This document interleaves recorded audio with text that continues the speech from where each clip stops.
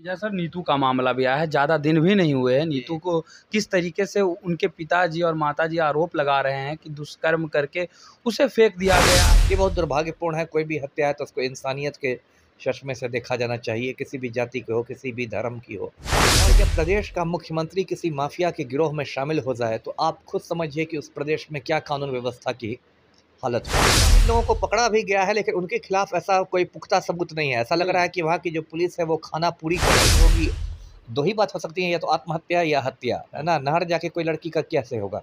अभी नमस्कार, मैं मनीष और आप देख रहे हैं मीडिया दर्शन। बिहार में लगातार अपराधियों का मनोबल बढ़ता जा रहा है। पहले श्रेया हत्याकांड का मामला आया, इसके बाद अब रोहतास जिले में एक मामला सामने आया है जिसमें नीतू कुमारी का शव जो है इंद्रपुरी डैम के पास मिला। इससे परिजनों में खासे नाराजगी और आक्रोश देखने को मिला। गार्जियनों का कहना है कि रेप कर उसका शव जो है ठिकाने लगाने का प्रयास किया गया है। इसी मुद्दे पे बात करेंगे। हमारे साथ मौजूद है पूर्व आईपीएस अधिकारी अमिताभ दास सर। सर, क्या लगता है, पहले श्रेया हत्याकांड सर और अब नीतू हत्याकांड, किस प्रकार से देख रहे हैं इस तरीके के मामले को? ये पहले मैं दर्शकों को ये मामला बता दूं। ये रोहतास जिले की बात है, नीतू कुमारी का मामला। रोहतास जिले में एक इंद्रपुरी थाना है। इंद्रपुरी थाना क्षेत्र में गांव है मीठोपुर।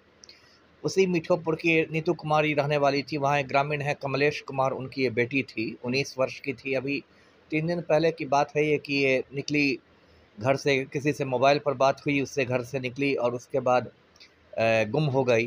फिर इसकी तलाश हुई तो वहाँ एक मकोर नहर है, मकोर नहर से उसकी लाश मिली।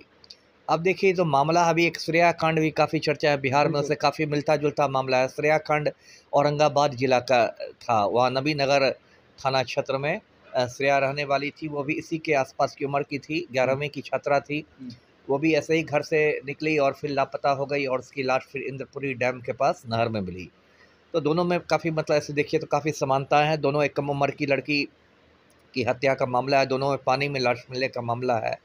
और दोनों पर एक ये भी एक दुर्भाग्यपूर्ण बात है कि दोनों मामले ने जातीय रंग ले लिया है। जैसे श्रेया राजपूत थी तो उस पर तमाम राजपूत नेता रोटी सेकने पहुंच गए। आनंद मोहन तक छाती पीटने लगा, इंसाफ दो इंसाफ, जो खुद एक खूनी है। और ये लगता है नीतू कुमारी लगता है कुशवाहा समाज से आती है। जिस तरह से कुशवाहा नेताओं का वहाँ पर लाइन लग रहा है, उससे मुझे लगा कि शायद ये कुशवाहा समाज की आती है। ये बहुत दुर्भाग्यपूर्ण है। कोई भी हत्या है तो उसको इंसानियत के चश्मे से देखा जाना चाहिए, किसी भी जाति की हो, किसी भी धर्म की हो। लेकिन अब समाज हमारा सड़ गया है तो क्या किया जाए। तो अब ये बात है, दुर्भाग्यपूर्ण तो है ही। अब इसमें क्या, और ये बात ऐसा है बिहार में कि लगातार इस तरह की घटनाएं हो रही हैं, लगातार। मतलब पटना में, राजधानी में आपको याद होगा कुछ मतलब 1 महीना पहले वो हर्ष राज नाम का एक लड़का था, छात्र नेता था, उसकी हत्या हो गई पटना कॉलेज में।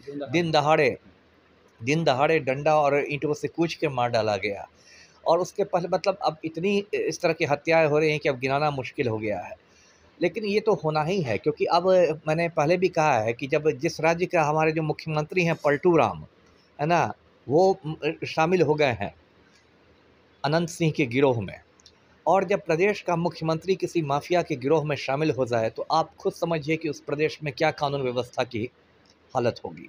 अब देखिए, अनंत सिंह इतना खूंखार माफिया डॉन है, वो बेऊर जेल में बंद है, लेकिन उसको जेल के अंदर तमाम सुविधाएं मिली हुई है। उसको मोबाइल की सुविधा मिली हुई है जिस पर वो अपनी विधायक पत्नी से बात करता है, नीलम देवी से। उस मोबाइल से वो पूरे बिहार में अपना गिरोह संचालित करता है। और किसी की औकात नहीं है, जेल आईजी की या किसी भी बड़े आईएएस आईपीएस की औकात नहीं है उसका मोबाइल छीन लेने की, क्योंकि मुख्यमंत्री उसकी गिरोह में शामिल है। मैंने कई बार मांगे की है, बहुत दिनों से कर रहा हूँ कि अनंत सिंह को पटना के बेऊर जेल से दिल्ली के तिहाड़ जेल भेजा जाए। मेरा ये कहना है कि जब मोहम्मद शहाबुद्दीन जो एक खूंखार क्रिमिनल था, जब शहाबुद्दीन को दिल्ली के तिहाड़ जेल भेज दिया गया तो अनंत सिंह को भी भेजा जा सकता है। लेकिन ये जो आईएएस और आईपीएस बिहार के हैं, ये तो मुझे लगता है मर्दाना कमजोरी के शिकार हो गए हैं। किसी की हिम्मत नहीं है, सब दुबके रहते हैं मुख्यमंत्री के डर से। पिछले साल दर्शकों को मैं याद दिला दूँ कि आनंद मोहन जो एक सज़ा याफ्ता खूनी था, सहरसा जेल में 16 साल से बंद था, उसको पलटू राम ने जेल से बाहर निकाल दिया और उसके लिए जेल मैनुअल में संशोधन कर दिया गया। क्यों? क्योंकि पलटू राम को लगा कि आनंद मोहन को छोड़ देने पर राजपूत वोट बैंक में मेरी सेंधमारी हो जाएगी। अब जब राजनीति का स्तर इतना गिर जाए कि राजपूत वोट बैंक में सेंधमारी करने के लिए प्रदेश का मुख्यमंत्री, प्रदेश की सरकार जेल मैनुअल में संशोधन कराने लगे, तो आप खुद सोचिए। तो जब लगातार मुख्यमंत्री के द्वारा, सरकार के द्वारा अपराधियों का मनोबल ऊंचा किया जा रहा है, अपराधियों की मदद की जा रही है, तो अब तो होगा ही। अब आए दिन आप देखिएगा, बालू माफिया वाले पुलिस वालों पर हमला कर देते हैं, भू माफिया वाले पुलिस वालों पर हमला कर देते हैं, शराब माफिया, शिक्षा माफिया, कौन माफिया नहीं है। अभी देखिए शिक्षा माफिया की मैंने बात की, ये जो संजीव मुखिया है, जो नीट पेपर लीक का मास्टरमाइंड है, सूत्रधार है, वो आज की तारीख में मुख्यमंत्री आवास में छिपा हुआ है, एक अणे मार्ग में छिपा हुआ है, और बिहार पुलिस और सीबीआई अपना इधर उधर खोज रही है उसको। सबको पता है कि वो मुख्यमंत्री आवास में, किसी की औकात नहीं है उसको पकड़ने की।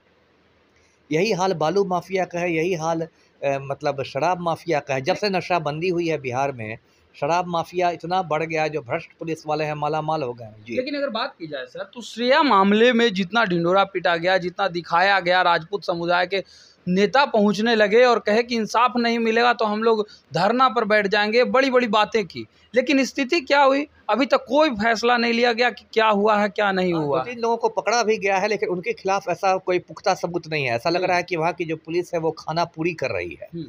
ऐसा लगता है कि औरंगाबाद पुलिस खाना पूरी करके किसी तरह खींच खांच के चार्जशीट कर देगी और उसको कोर्ट में फेंक देगी मामला, कि अब हमारे पास नहीं रहा, अब कोर्ट में सुनवाई होगी। श्रेया के मामले को लेकर के तो ये कह दिया गया कि वो आत्महत्या की। हाँ, और उसके बाद 2-3 दिन बाद पहले अभी प्रेस कॉन्फ्रेंस हुआ, उसमें कहा गया कि 5 लोगों की हमने गिरफ्तारी की है। हाँ। एसपी ने कहा, और उसका जो बॉयफ्रेंड था रोहित, उसको गिरफ्तार किया गया, और उसका एसपी ने कहानी सुनाई कि रोहित और उसके 2 साथियों ने मिलकर रेप किया और फिर हत्या कर दी। उसमें गेस्ट हाउस संचालक को भी गिरफ्तार किया गया है। हाँ। लेकिन जो मैंने सबूत पाए हैं वो सबूत बहुत ही मतलब कमज़ोर सबूत हैं। हाँ। क्योंकि पोस्टमार्टम रिपोर्ट जो है श्रेया का, उसमें दिखाया गया कि श्रेया के दोनों फेफड़ों में पानी भरा था।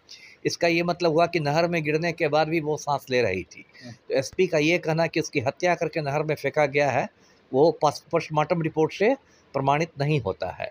तो ये बहुत कमज़ोर सबूत पर इन लोगों को गिरफ्तार किया गया है, तो इसका लाभ तो इन लोग को अदालत में मिल जाएगा। लेकिन अगर बात की जाए सर, नीतू का मामला भी आया है, ज़्यादा दिन भी नहीं हुए हैं। नीतू को किस तरीके से उनके पिताजी और माताजी आरोप लगा रहे हैं कि दुष्कर्म करके उसे फेंक दिया गया है नहर में।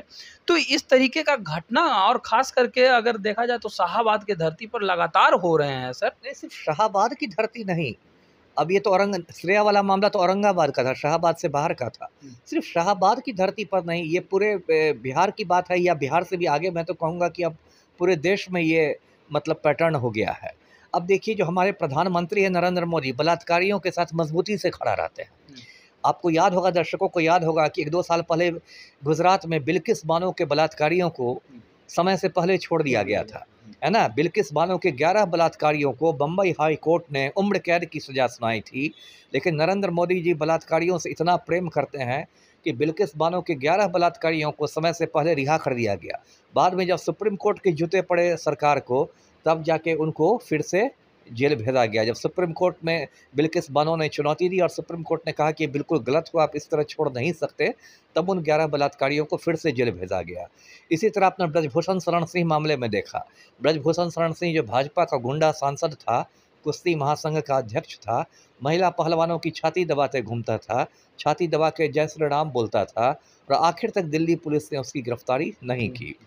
जबकि जंतर मंतर पर कई महीने तक महिला पहलवानों ने धरना प्रदर्शन किया, जो बड़ी बड़ी देश की महिला पहलवान है। तो पूरे देश में इस तरह से एक बन गया है कि गुंडे मवालियों की मदद करो। और मैं इस देश की जनता को भी इसके लिए जिम्मेदार मानता हूँ कि जनता भी जब वोट देती है तो उस व्यक्ति के गुण और दोष पर नहीं वोट देती है, उसकी जाति धर्म को देख के वोट देती है। अब मान लीजिए अनंत सिंह चुनाव लड़ेगा तो जेल से भी जीत जाएगा, क्योंकि हज़ारों भूमिहार उसको जाके वोट दे देंगे। आनंद मोहन के पीछे हज़ारों राजपूत दौड़ते रहेंगे।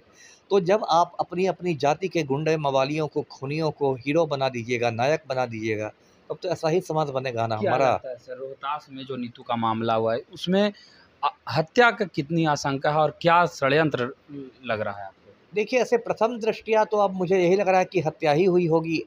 2 ही बात हो सकती है, या तो आत्महत्या या हत्या, है ना। नहर जाके कोई लड़की का कैसे होगा? अभी मुझे इसकी जानकारी नहीं कि पोस्टमार्टम रिपोर्ट में क्या बात आई है ना। तो पोस्टमार्टम रिपोर्ट की जब मुझे जानकारी होगी तभी मैं उसको कुछ कह सकूँगा मजबूती के साथ कि क्या हुआ होगा। जी। तो ये थे हमारे साथ पूर्व आईपीएस अधिकारी अमिताभ दास सर, जिन्होंने सीधे तौर पे कहा कि अभी तो कुछ कह पाना बहुत जल्दीबाजी होगा, क्योंकि अगर बात की जाए तो पोस्टमार्टम रिपोर्ट के बाद ही पता चलेगा कि ये हत्या है या आत्महत्या है। लेकिन लगातार बिहार में अपराधियों का ये मनोबल जो बढ़ रहा है, ये काफ़ी दुखद है। फिलहाल इस खबर में इतना ही। देखते रहें मीडिया दर्शन। धन्यवाद।